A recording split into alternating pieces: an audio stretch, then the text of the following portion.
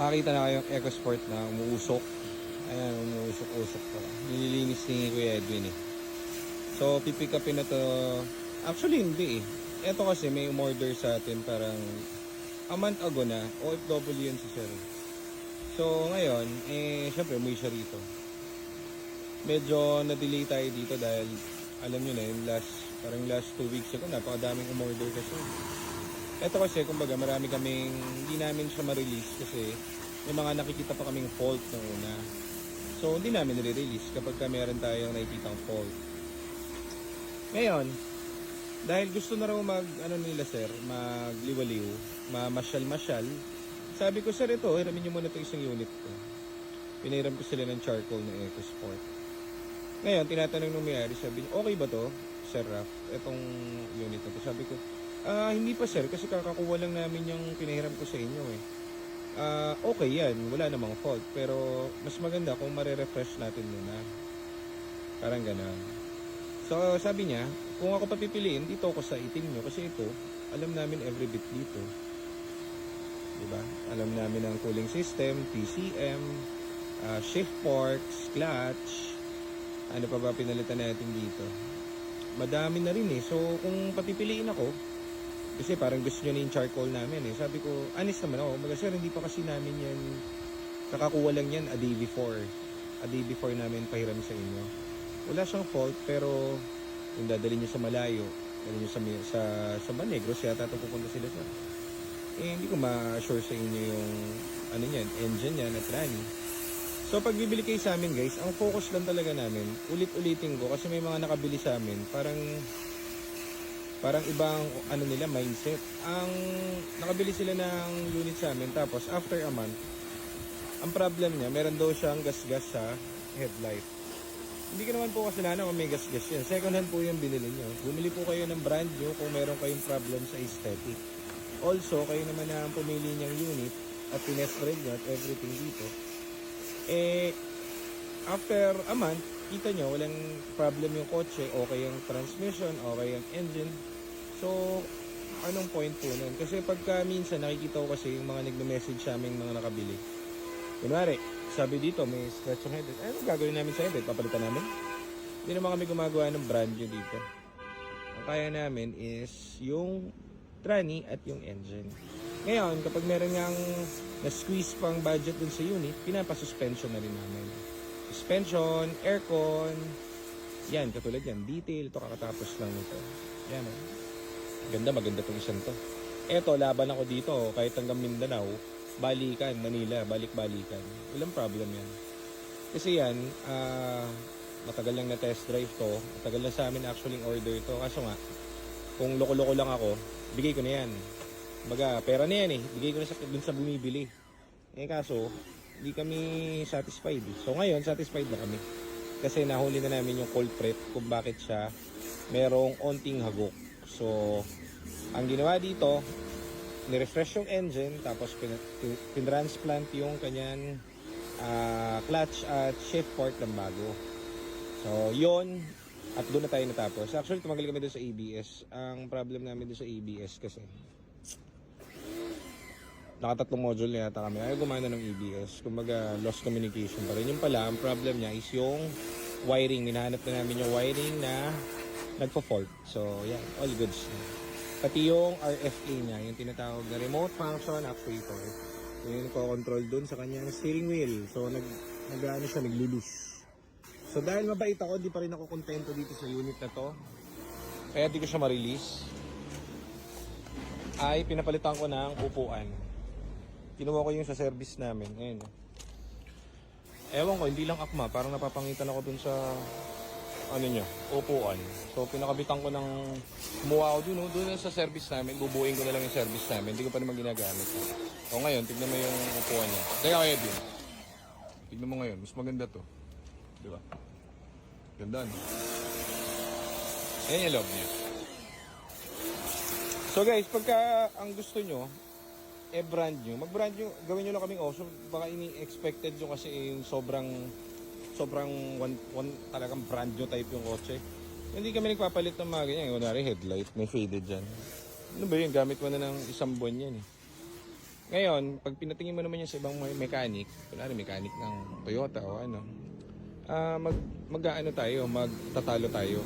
Hindi tayo magkakasundo kasi syempre, lahat ng unit na nilabas namin, kumbaga nakikita nyo naman sa video, at least ginagawa talaga natin kasi nga syempre yan lang yung model na hawandal natin eh.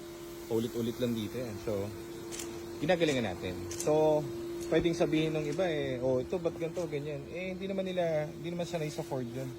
So, kaya nga sa amin kayo bumili kasi alam nyo na, alam namin yung tamang takbo niyan, tamang tunog ng makina niyan and everything, di ba? May mga ganun kasi, may nakabili after 2 months, 3 months, ang inquire niya, meron daw ditong gas-gas, hindi raw masyadong, Hindi naman brand nyo kuya. Alam ka naman, tanongin ko yung first owner na binilang ko niyan, bakit may gas-gas? Kunwari, etong unit na to, kunwari ito, merong onting scratch dito. Alam naman sabihin ko dun sa first owner niyan ba't may scratch dyan? So hindi ganun ang second hand na units. So as is for is yan. Kung ano yan yun. Yan yung unit mo. Ngayon, anyhow dyan, ang kaya natin gawin, ulitin ko, tranny, engine. Ginagalingan natin dyan. Yung iba kasing nakabili, porket gamit na nila yung unit nila, siguro walang pang pa-maintenance, may nakitang something dito, may nakita doon. Kotse nyo na po yan, ba't nyo sa amin tinatanong? We can give assistance, kaso wag naman yung tawag dito. Kapapalitan nyo sa amin yung parts. Hindi po kami nagbebenta ng brand nyo. Ganda na ito. Mainam. Mainam ito. Mainam. Yung focus natin, release na rin yung tomorrow. Sige, nawala.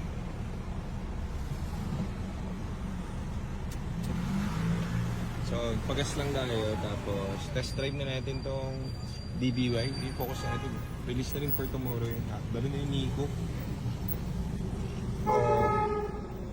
Testingin natin itong mabisang DBY natin. DBY is yung plaka. So ngayon, ikot-ikot natin kung may mararamdaman pa ba tayo. If wala, then it's all good na. Tagal din itong in-order, parang 3 weeks, 1 month, mag-1 month. Release na natin. Yun, walang kalampag boy. Walang uga-uga. Very good.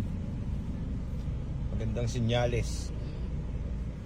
So, upakan na natin ito. Mahuhulog ang aking Cobra. Okay, so good some shifting. Okay naman ang kanyang shift.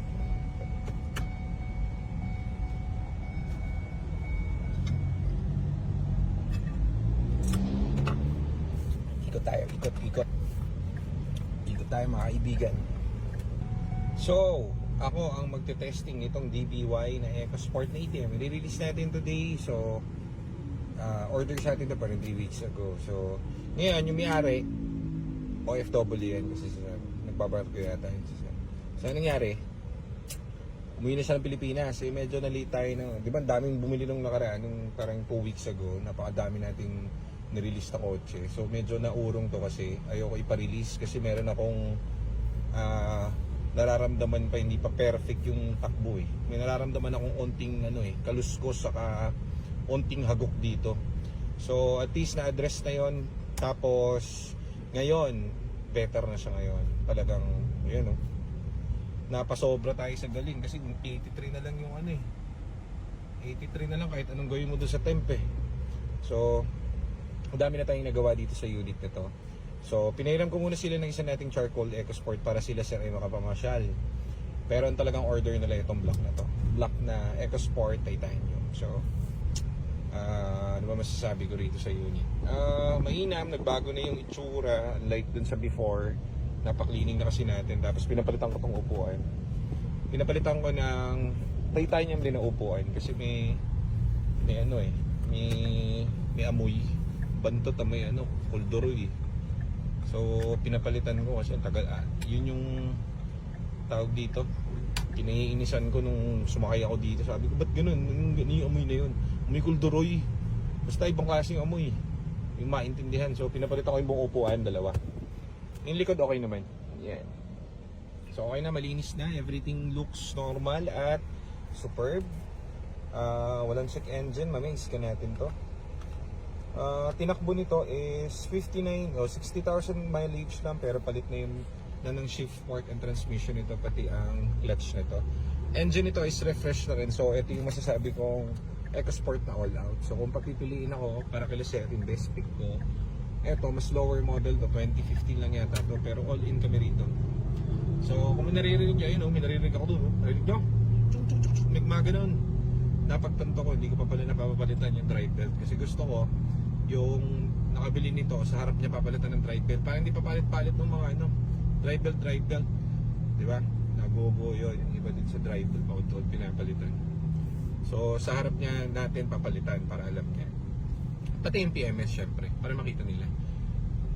So ngayon, ano ba gagawin dito? Timing belt na palitan na rin to kasi nga yung engine nito is na-refresh, so kasama na yun dun sa belt ng pinalitan namin. So okay na siya, ganda manakbo. Yan o.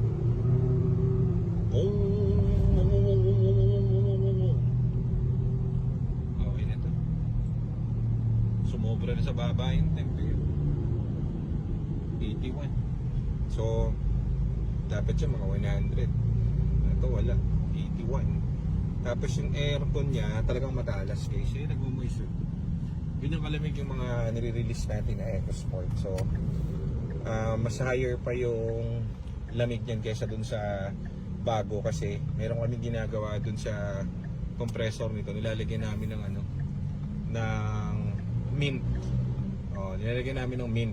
Tapos sinahaluan namin ng chemicals na talaga namang aktibo para lumamig ang konti. De, joke lang. Ano lang yan. Cleaning na rin ng buong aircon nito. Tapos kasi kami amoy nung una. Tagal na tambak sa amin tong unit na to. Yan o, sobrang moist na. Naka na makita, nagmo-moist na ang paligid. So ito, tingin ko it's all good na. Yun na lang yung drive belt kasi naka-target to doon, pero mas maganda sa harap ng may-ari palitan para kasi nga may client kami, di ba, nung nakaraan. Kakapalit lang namin ng drive belt pag release dito, pinapalitan sa sa ibang shop. Kinwig cash sila. Ay, may basag oh. Nako, palitan ko to, meron pa akong ganito. So, balik na natin sa shop to para ma-finishing. Finish na rin naman siya. So, ito, balik na rin. Lamig. Sobrang lamig. Naka number 1 ako, sobrang lamig.